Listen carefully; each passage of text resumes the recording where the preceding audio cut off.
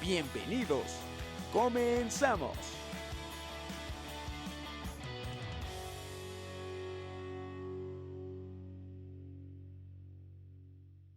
¿Qué tal, amigos? Bienvenidos a otro episodio de este podcast Voces de la Nación, de la revista La Nación. Yo soy Jerry y espero que se encuentren muy bien. El día de hoy nos acompaña un invitado muy especial. Él es Mario Vázquez, es senador por el estado de Chihuahua. ¿Cómo se encuentra, senador? Bien, Jerry, qué gusto saludarte y a la gente que está pendiente de este podcast y bueno, con mucho gusto estar contigo en La Nación. Al contrario, muchas gracias por su tiempo, por venir hasta acá al set de La Nación en la casa Con de todos mucho los gusto. panistas. Senador, hay que empezar por lo más difícil, por la Por la tómbola, sí, tómbola, para romper el hielo. Y luego con la imagen de la tómbola nacional que ocurrió en el Senado el sábado, ¿te acuerdas? Nos recuerda. Terrible, pero bueno, vamos a ver qué. ¿La leo o qué hago Estas con son más esto? serias que esas. Ah, sí. Sí. Ese espectáculo fue grotesco, deprimente, propio de un país que no aspira a avanzar como país. Los puestos se veamos los qué tiene reparten en tómbola. ¿Este papelito debe tener algo?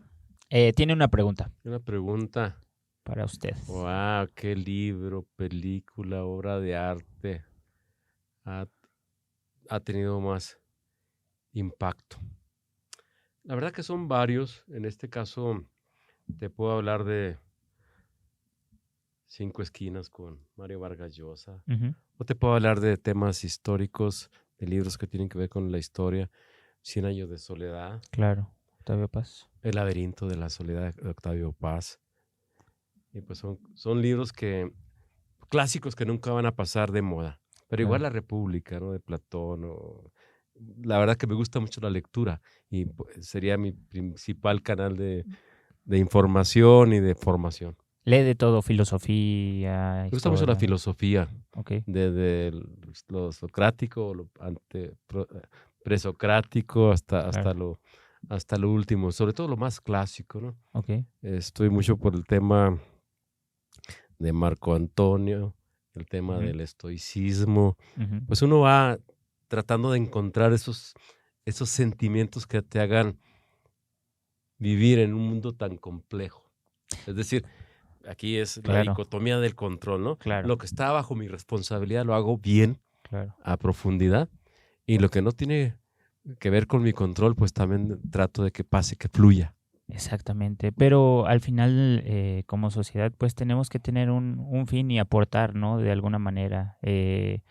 Muchas veces tenía como amigos que me preguntaban, oye, ¿y tu carrera en qué aporta a la sociedad, ¿no? Pues yo estudié relaciones comerciales y pues vender de alguna manera nuestro sistema pues lo hemos encontrado mejor en un estado libre, con derechos, Claro. centro derecha, ¿no? Entonces Claro. que las empresas pues puedan generar riqueza a las personas, ¿no? Que va por ahí. Por supuesto, el libre mercado, el comercio libre es algo importante desde el punto de vista del liberalismo, la libertad que tenemos para actuar, la responsabilidad social que tenemos también como entes viviendo en sociedad, como seres humanos, como persona humana. Así es.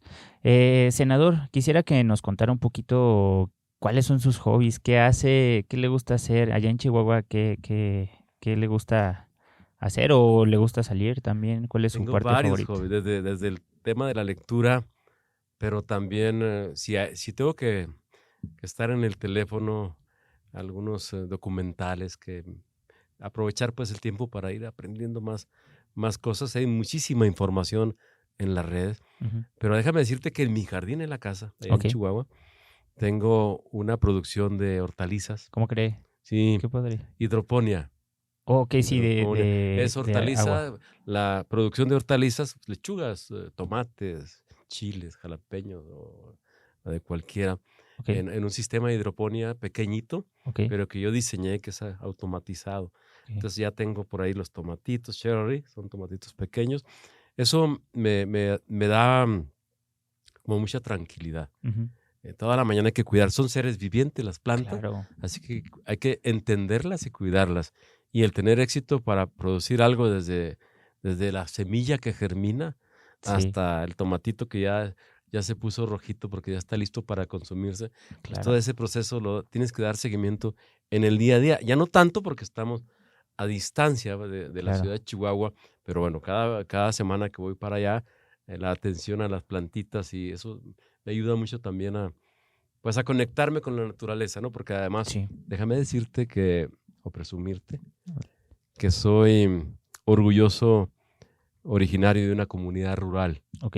en el municipio de Chihuahua, en el noroeste de Chihuahua. Así que ahí producimos manzanas sobre todo Ok. y muy contento de ello. Y bueno, siempre esa parte de la raíz me llama siempre a participar. Conozco de los temas del medio rural, me gusta el tema del municipio libre. Ujú.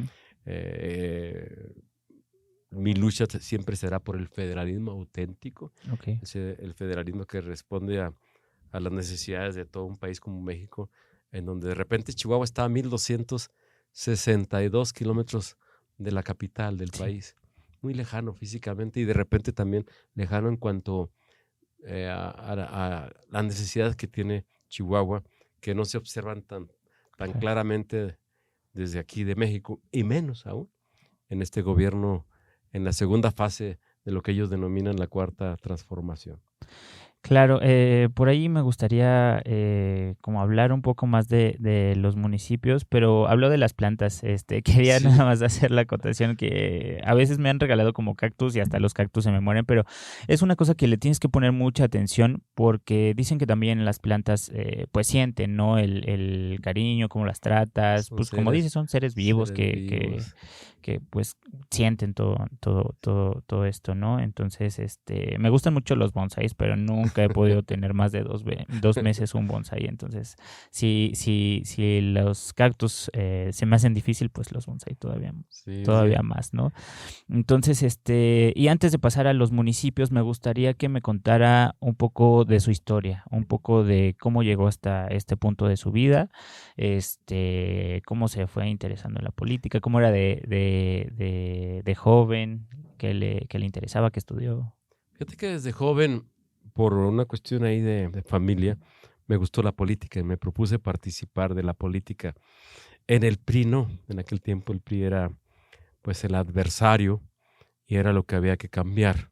Estoy hablando de los ochentas, Ok. que es cuando empezó a fluir, a surgir la democracia. Chihuahua desde el 83 fue Ujú. un estado en donde el PAN pudo ganar varias alcaldías. El PAN se ha fortalecido a partir de abajo del tema del Claro. municipio libre y de autoridades municipales que fueron reforzando hasta finalmente ganar el estado y el país. Entonces, bueno, ahí participé digo, si tú quieres, más porque mi padre me inculcó el servicio a los demás. Mi Claro. padre siempre fue alguien interesado en la comunidad pequeña de donde yo soy, Ujú. interesado en cómo el tema del agua, que hubiera disponibilidad para todos los vecinos, Ujú. o en la escuela él organizaba. Siempre tenía ese tipo de cargos que no dan solamente prestigio, pero no tienen ningún lucro, Ujú. solamente prestigio social, y eso a mí me gustaba. Y bueno, empecé a participar de la política en el PAN, por supuesto, Ok. porque el PAN era la oposición. En un principio, la oposición al PRI. Claro. Segundo, al compenetrarte de sus principios, de sus valores, de las luchas del PAN, me di cuenta que por ahí era, sin ser una persona con un apellido rimbombante o así. Soy, como decía Carlos Castillo Peraza, Claro. panista silvestre, Claro. de abajo, del trabajo en las comunidades, pues desde pegar aquellas plastas de engrudo para poner En los la pósters. propaganda Claro. política. Eso me tocó a mí. Luego, para mí fue un gran ejemplo la participación de Pancho Barrio, que fue a la Claro. postre, después de un fraude electoral, el fraude patriótico de Bartlett, Ujú. con Pancho Barrio, o de un don Luis Héctor Álvarez. Yo recuerdo que en mi época de estudiante, al transitar por el Parque Lerdo es un parque muy tradicional de Chihuahua. Don Claro. Luis era alcalde en funciones, Ujú.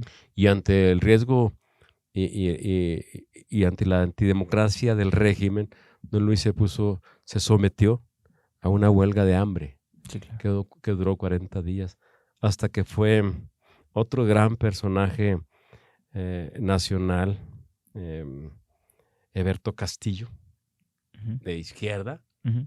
Don Luis, digo, tú que eres centro derecha, fue y lo convenció Le dijo, yo recuerdo la frase casi textual, le dijo, no entregues, Luis, la vida de contado.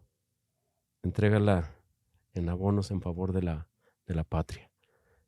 Fue cuando levantó su huelga de hambre. Todos fueron ejemplos que a mí me marcaron para estar en el PAN. Muchos piensan todavía que el PAN es un partido en el que si no tienes ese renombre no vas a poder avanzar. Yo soy testimonio claro de cómo en el PAN, de ser un militante más, puedes llegar a ser un dirigente. Claro. Primero municipal lo fui, después fui dirigente estatal. Me tocó estar 2 periodos como presidente estatal consecutivos. Uh-huh. En las últimas décadas no ha existido eso dentro del PAN en Chihuahua, Okay. el reelegirte. Me reelegí por segunda ocasión. Tuve la fortuna de armar desde el partido condiciones, parte de las condiciones para que ganáramos la gobernatura en 2016. Claro. Y por supuesto en 2021 ya con Maru Campos a la cabeza. Hemos hecho equipo, soy parte del equipo de Maru de hace buen rato, me siento muy honrado de ello y de ser que es una mujer muy valiente, que no se amilana frente a la adversidad. Para ser gobernadora tuvo que sufrir mucho, creo que la sufrimos todos, pero ella, Sí. principalmente ella que estaba encabezando. Entonces fue el PAN el que me ha dado esa oportunidad y pues ahora, después de ser diputado local, ser jefe de gabinete con Maru en la alcaldía, ser diputado local, ser secretario de Comunicaciones y Obras Públicas del gobierno estatal, Okay. Y ahora senador, pues la verdad que estoy muy contento, muy comprometido con el PAN y con los ciudadanos que me dieron su voto. Las condiciones fueron muy críticas electoralmente para el PAN en la última elección, todo el mundo lo sabemos. El 2 de junio fue un día para nosotros desastroso por el resultado de la elección, pero también sé que tengo el 40 y tantos % del voto de Chihuahua, de los chihuahuenses, y que ese voto fue ganado a conciencia y con planteamientos muy claros de defensa de las instituciones, de defensa de la democracia, de defensa de la división de poderes, de la república en general. Esos fueron nuestros planteamientos y con ellos estoy comprometido. Senador, recientemente hizo un posicionamiento para, que trata de asegurar que los municipios de México cuenten con los recursos, herramientas y marco jurídico necesario para su desarrollo. El PAN tiene muy claro que la municipalidad tiene una relevancia pues muy grande a nivel de gobierno, porque el municipio es la organización más cercana a los ciudadanos y la que puede entender las diferentes maneras, ¿no? De un municipio a otro pueden cambiar las necesidades drásticamente, ¿no? Y creo que va por ahí. Últimamente, en los últimos años se le han quitado recursos a los municipios y facultades que los hacía poder operar de la mejor manera, como el presupuesto para seguridad que tenían, para poder invertir en equipo, en capacitación y estas cosas. Entonces, lo que quiere el gobierno de la Cuarta Transformación es centralizar los recursos, ¿no? Que yo creo que va por ahí para tener todo el control desde el nivel federal. Sí. De hecho, el presidente Andrés Manuel López Obrador, el pasado presidente, qué bueno que ya pasó, sí. Lo decía con toda claridad, no quiere intermediarios. Él no acepta que México es un país federal, donde hay 3 ámbitos de gobierno, hay una división de poderes también en el plano horizontal. Y no lo acepta, y jamás aceptó eso, entonces fueron disminuyendo las participaciones a los estados y municipios. Fueron quitando fondos que servían para los municipios, el Fondo para Seguridad Pública o el Fondo Minero, entre otros fondos que fueron eliminando, dejando a los municipios prácticamente a su suerte también en el tema de seguridad, porque ante la política de los abrazos y no balazos, pues los que enfrentan la problemática de inseguridad en primer orden es el municipio, luego el estado y luego la federación. Cuando a la federación le compete principalmente el tema de la seguridad cuando hablamos de delincuencia organizada. Entonces se ha hecho patito el gobierno, ellos entregando los recursos de manera irrespetuosa frente a un estado a la gobernadora o al gobernador que representan a la población también, Claro. o a los municipios que tienen que resolver la problemática más cotidiana que tienen los ciudadanos, los servicios básicos, el generar condiciones para que haya inversión, el promover a los municipios, el tema medioambiental, que también es importante, y los municipios cada vez más abandonados. Parte de mi lucha será esa. Tengo el privilegio de ser el presidente de la Comisión de Desarrollo Municipal. Yo pedí estar en esa comisión Claro. y por fortuna se me concedió. Entonces, pues de ahí daremos la lucha por el federalismo, por el municipio libre, por fortalecer a los municipios también en sus facultades, incluso potestades fiscales, para que puedan resolver y enfrentar sus dinámicas con más éxito, con más posibilidades de éxito, entendiendo que hay una gran diversidad entre los más de 2.400 municipios en el país.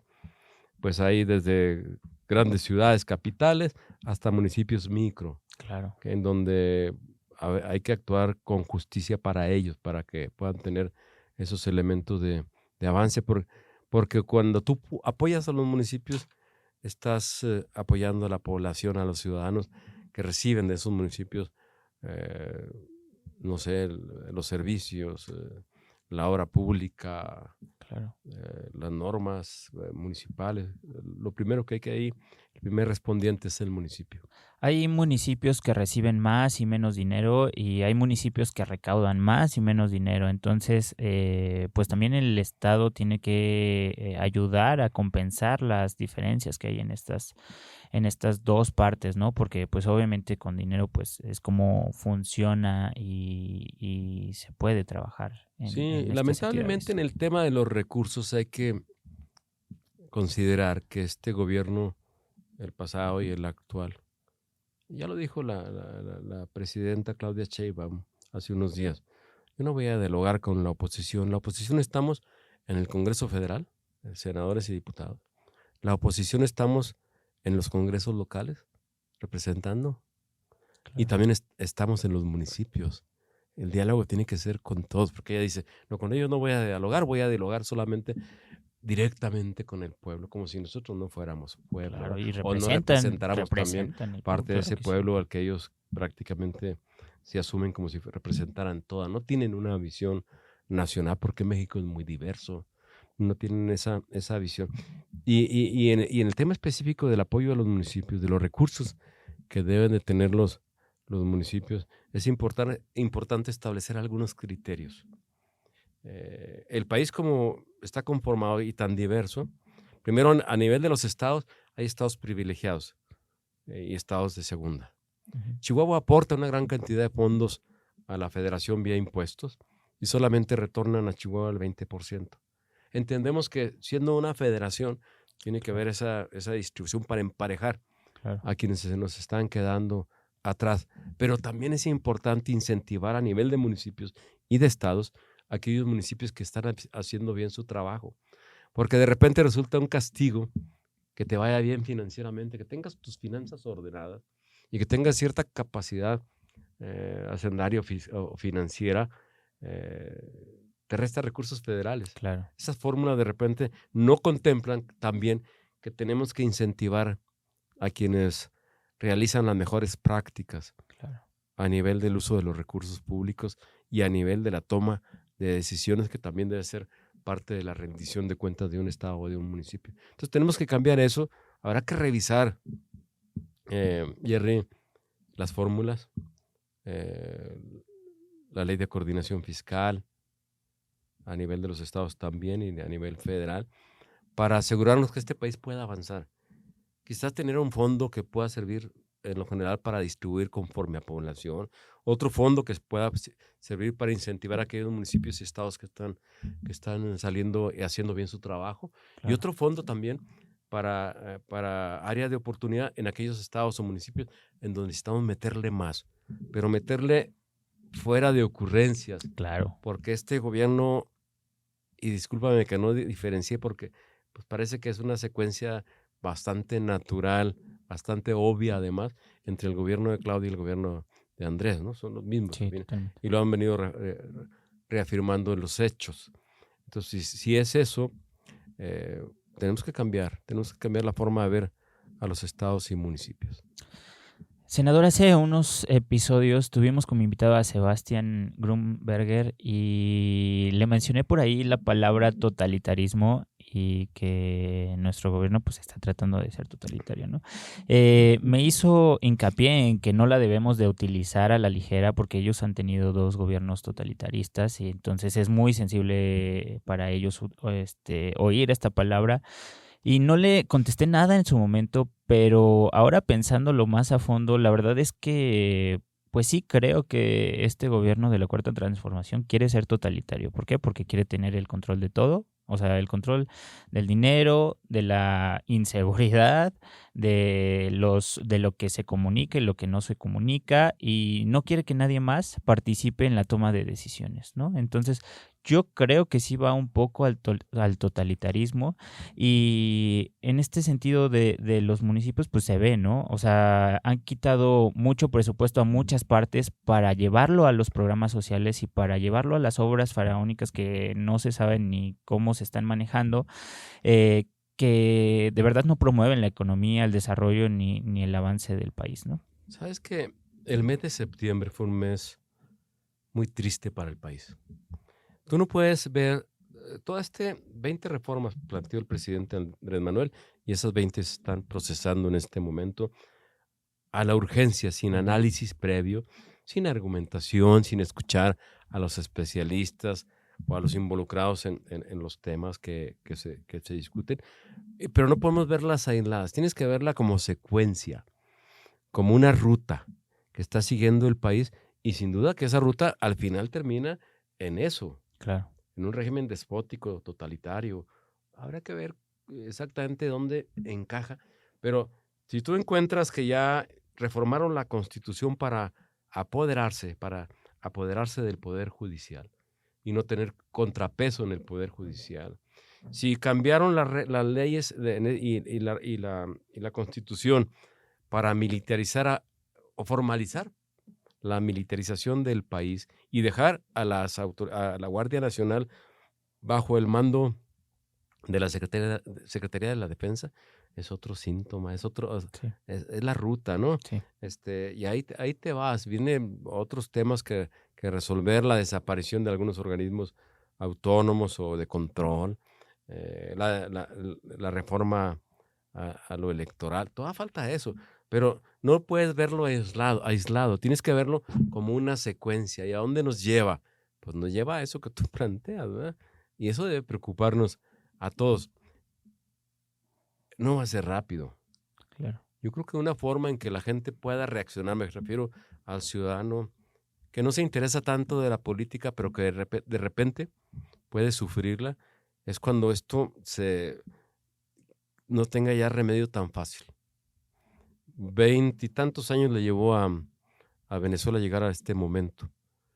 En Argentina estuvo a punto y esto ojalá se pueda corregir con el actual presidente Milei. Pero Cuba tiene desde el 59 a la fecha como un régimen totalitario, como una dictadura. Nicaragua igual. Entonces, sí, mucha gente piensa que es una exageración, pero es cuestión de analizar los datos y la información para poder determinar hacia dónde vamos. Claro que México es distinto, pero cualquier país puede ser llevado a la tragedia si el ciudadano no está pendiente. Creo que el principal aspecto que el PAN lo ha visto desde el principio, desde el 39 en su fundación, es la generación de ciudadanía activa, de que el ciudadano conozca su rol dentro de un país democrático y de repente se nos olvida. Eso hay que promoverlo y parte de lo que ahorita tenemos que hacer ante mayorías calificadas, construidas de forma artificial, tramposa. Ante eso, lo único que nos queda es señalar y proponer. Por supuesto, señalar y proponer. Eso nos queda para que la población esté en el debate público, esté cada vez más atento y podamos cambiar. No es tanta la diferencia, Jerry. Si vemos cómo está la conformación de las cámaras, para la integración de las cámaras en el Congreso de la Unión, el PAN, el oficialismo sacó 54% de los votos. El resto, 46%, somos oposición en este país. Entonces, si ves, no es tanta, 46 versus 54. Si hacemos que aquí vaya creciendo este reconocimiento de la realidad mexicana y de los riesgos que hoy conlleva, estoy seguro que eso va a ir cambiando paulatinamente, hasta lograr que este país razonablemente Claro. entienda lo que está pasando y poder instrumentar estrategias que nos permitan truncar el camino hacia el autoritarismo que hoy parece que está diseñado y se está siguiendo.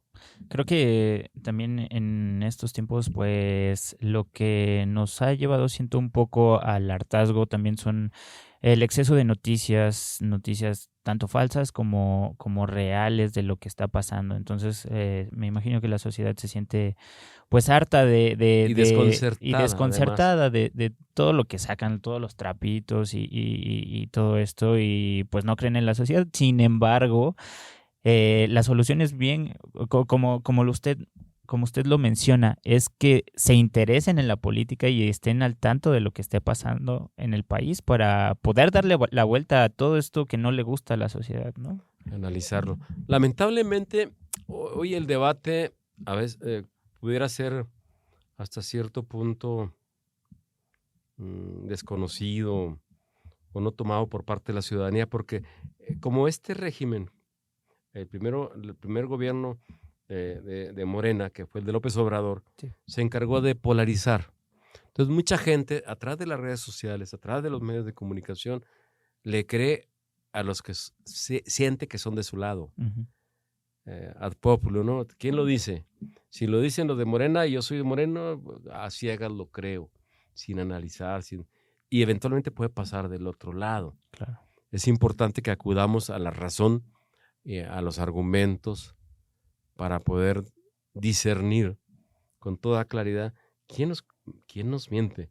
Por ejemplo, para mí es bien evidente que en este argumento de que el pueblo vota por sus jueces, por sus personas juzgadoras, es un argumento falaz a no poder.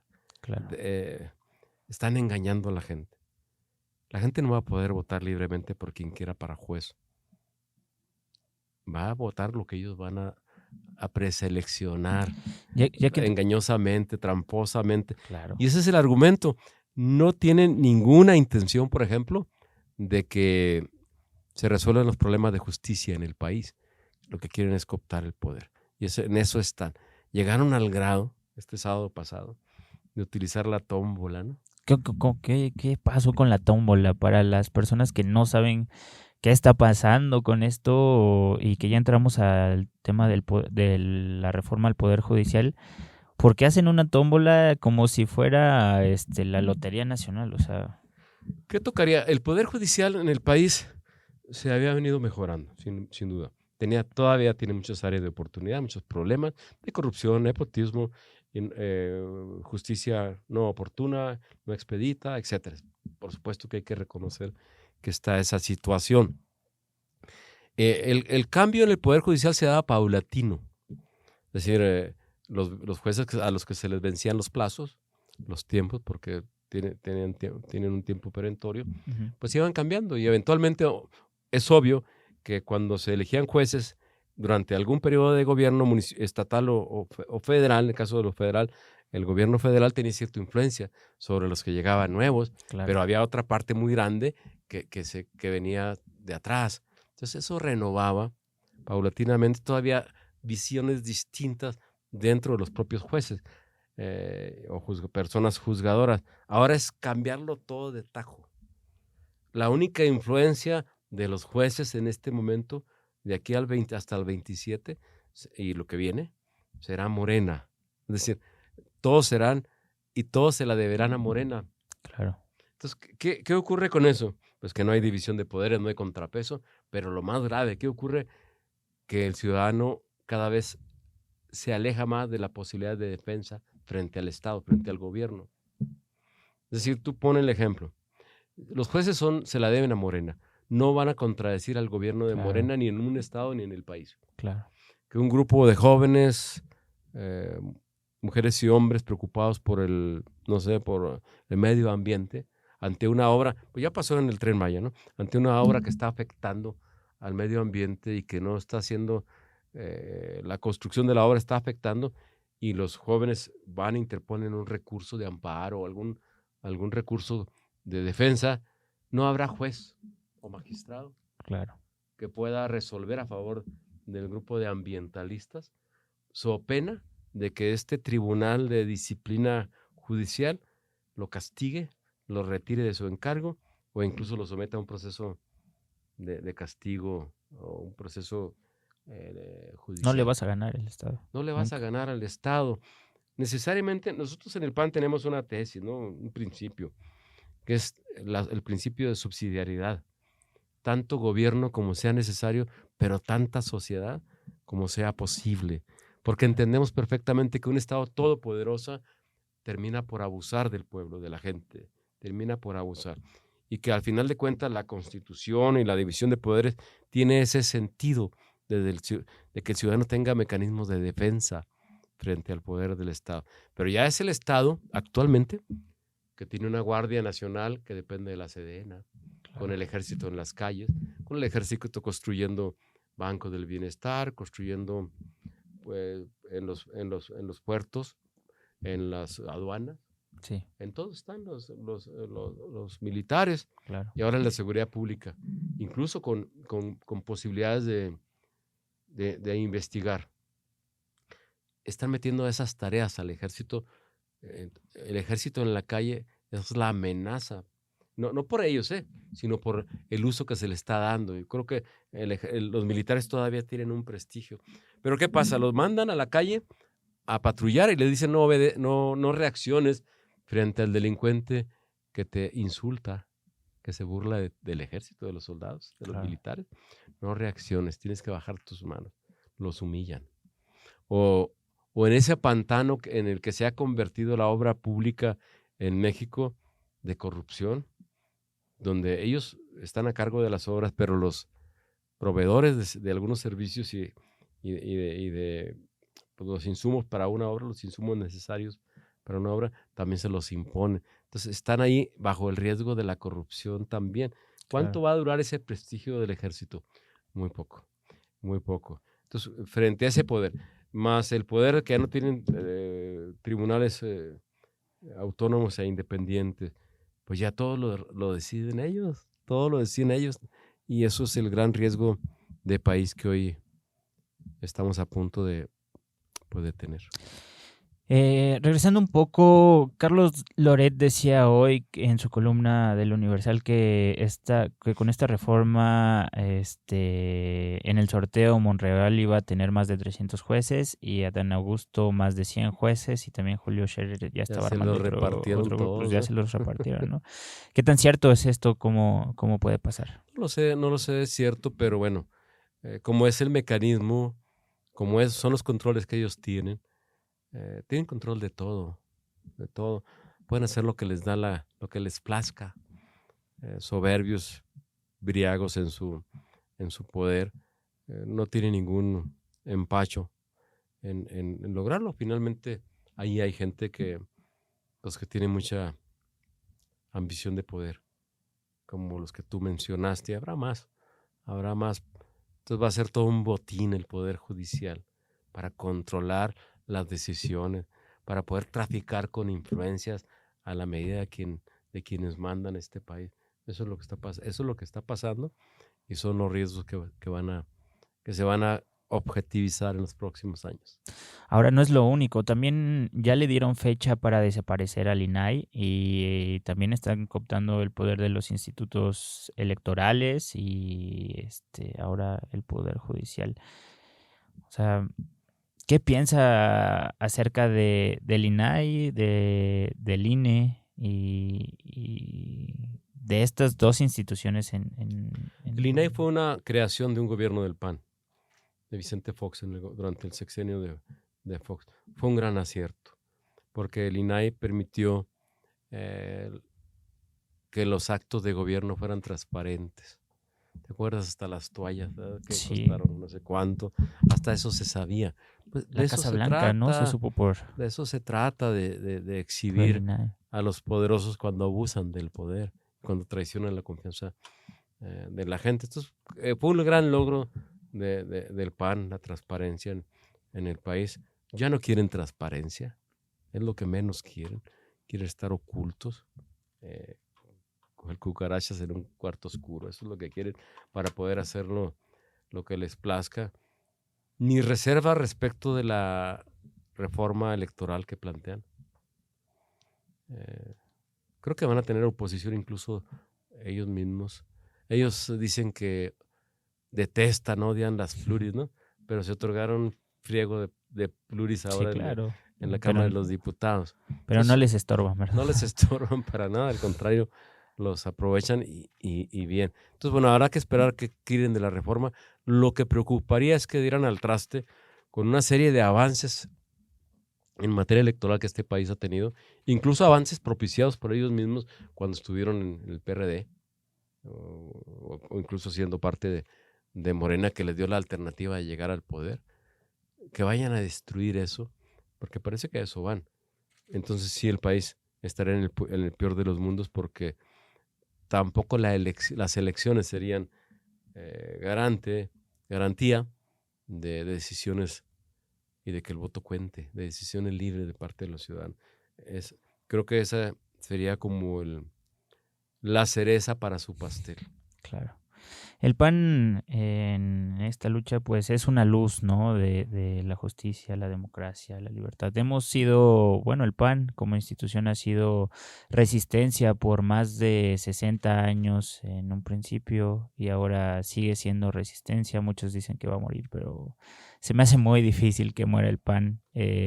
Pues hemos estado tantos años en lucha y tenemos tantas historias de personas que han estado en lucha en situaciones pues ahora no tan diferentes con lo que estamos viviendo, que desaparecen, que mandan a matar, que mandan a hacer muchas cosas en contra de las personas que están defendiendo todos estos principios.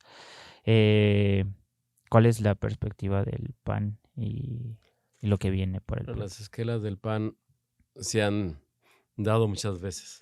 Son como deseos de algunos de que el PAN desaparezca, pero la formación principal del PAN y la experiencia principal del PAN está en ser oposición. O sea, para nosotros no es extraño esto.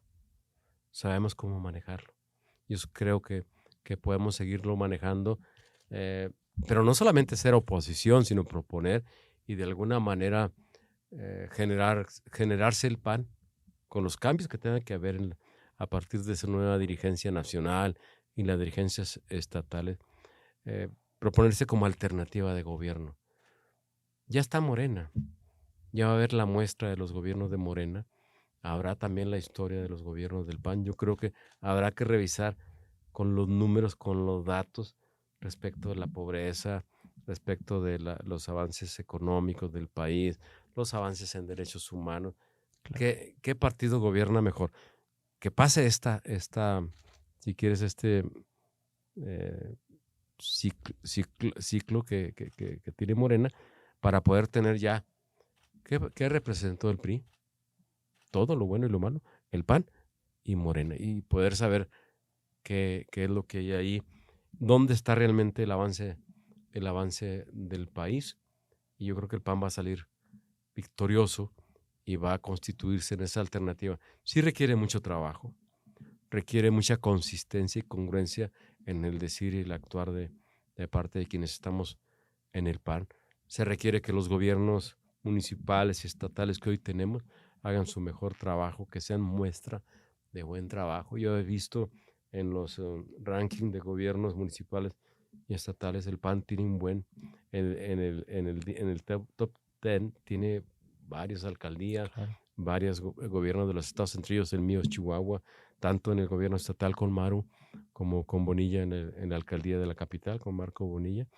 Entonces, bueno, eso es lo que se necesita, porque a final de cuentas, la evaluación de un partido tiene más que ver, principalmente tiene que ver, obviamente, con su congruencia, pero en cómo ejerce el gobierno y la cercanía que tiene con la población y los resultados. Y para eso somos buenos, porque por eso tenemos hoy varias capitales del país.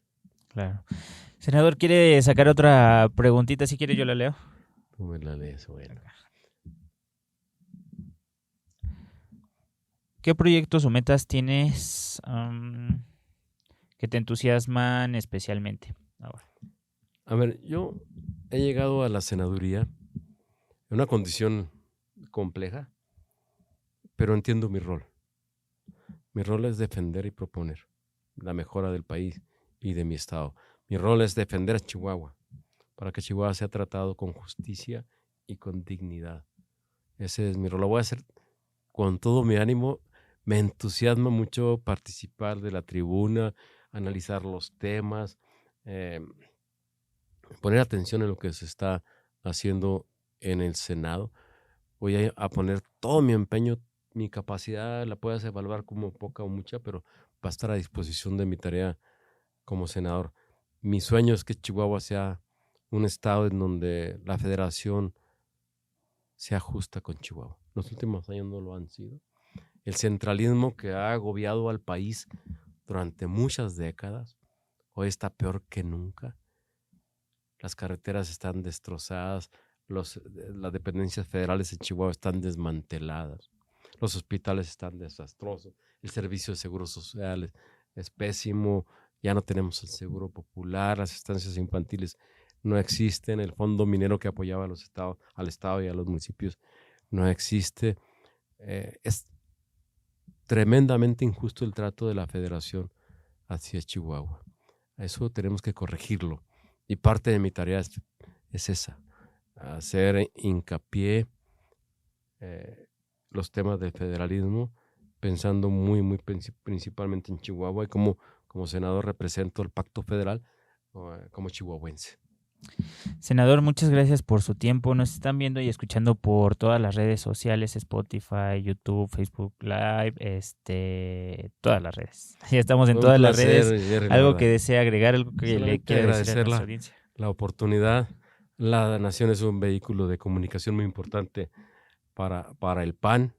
Es un honor para mí estar aquí, saludar con mucho afecto a quienes en este momento o posteriormente nos estén escuchando, viendo, y reiterándome, el Senado, sus puertas abiertas, por lo menos en lo que respecta al grupo parlamentario del PAN. Estoy seguro que puedo hablar por todos, pero en lo personal ponerme a sus órdenes para que nos visiten, que dialoguen, que nos intercambien información, que nos reflexionen si algo estamos haciendo mal. Vale la pena entre todos echarle montón a este monstruo que estamos en este momento enfrentando, que es el gobierno morenista, pues de corruptos y corruptores. Claro, totalmente. Pues ya está, lo esperamos pronto por aquí. La Nación es su casa, pues obviamente. El Senado es casa de todos los panistas. Saludos. Nos vemos pronto. Nos vemos. Bye. Bueno, amigos, nos vemos y escuchamos en el siguiente episodio de este podcast Voces de la Nación, de la revista La Nación. Hasta la próxima. No olvides escuchar el próximo episodio. Hasta la próxima.